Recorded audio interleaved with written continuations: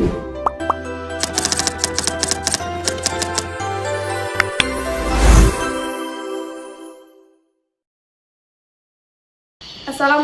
warahmatullahi wabarakatuh. Perkenalkan, nama saya Sinta Desa Fitri dengan NIM 85980634. Di sini saya akan melakukan observasi anak yang berkebutuhan khusus untuk memenuhi tugas dari Ibu Paulinda Kencana, SPD GR MPD. Selamat menyaksikan. Dadah. Assalamualaikum Bu. Salam.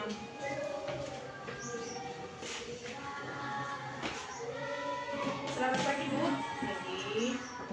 Sebelumnya mohon maaf mengganggu waktunya sebentar Bu. Sebelumnya perkenalkan, saya Sinta Desa Fitri dari mahasiswa Universitas Terbuka Salut Pusat Tinggi yang sedang melakukan observasi terhadap anak pada hambatan gangguan pendengaran. Apakah saya boleh mengamati pembelajaran di kelas ini? Ya, boleh. Baik, terima kasih ya Bu.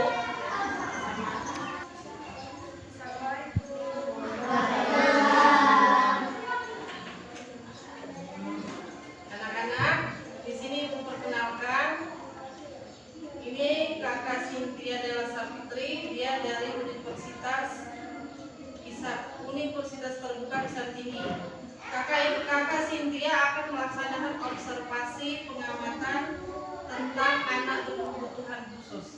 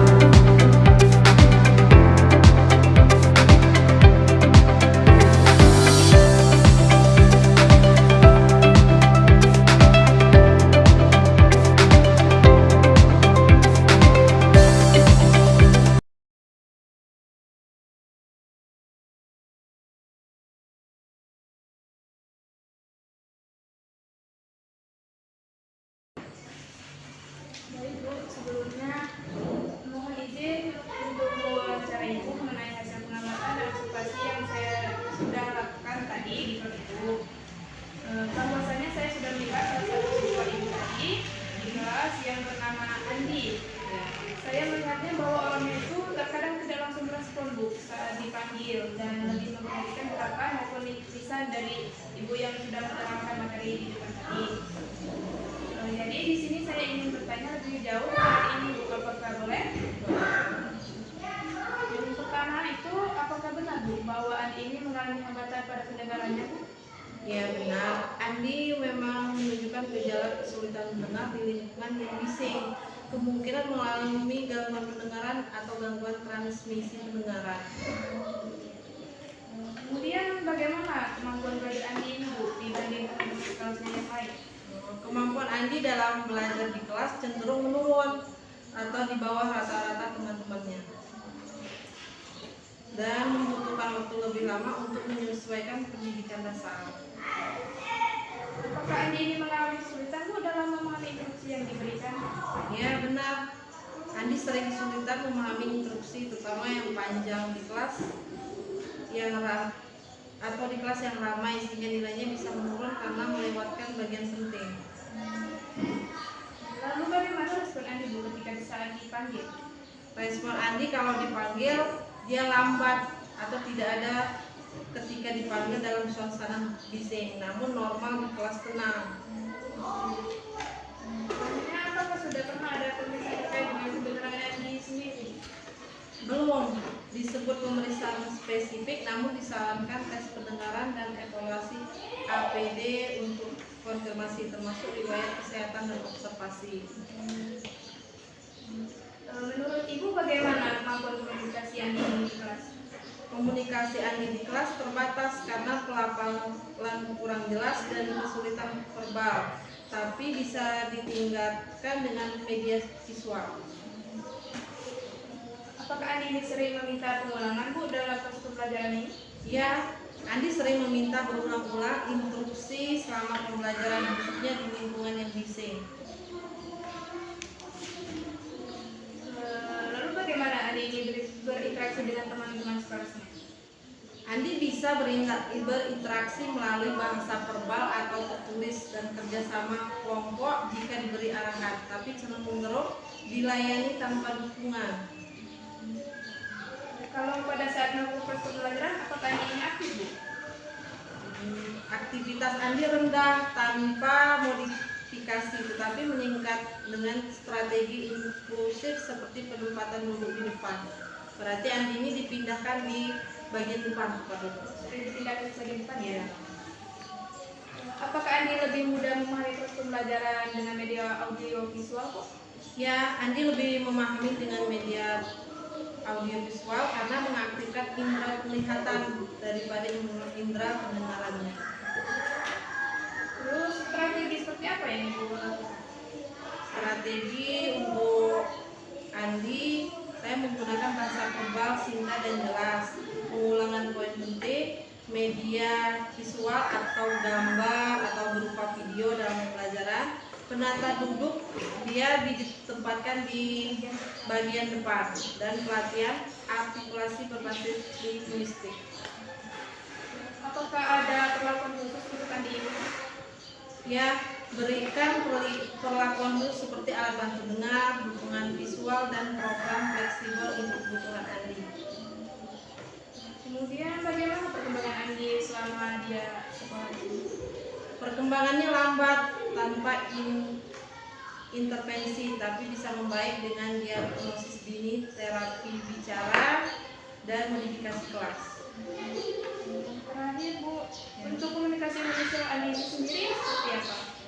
Komunikasi emosional Andi rentan menyebabkan kekecewaan, isolasi sosial, atau rendahnya diri jika tidak ditangani. Akibatnya kesalahpahaman berulang. Baik Bu, terima kasih banyak atas waktu dan informasinya yang sudah diberikan. Karena informasi ini sangat penting bagi saya Bu untuk menyusun sebuah laporan yang sudah dituliskan. Ya.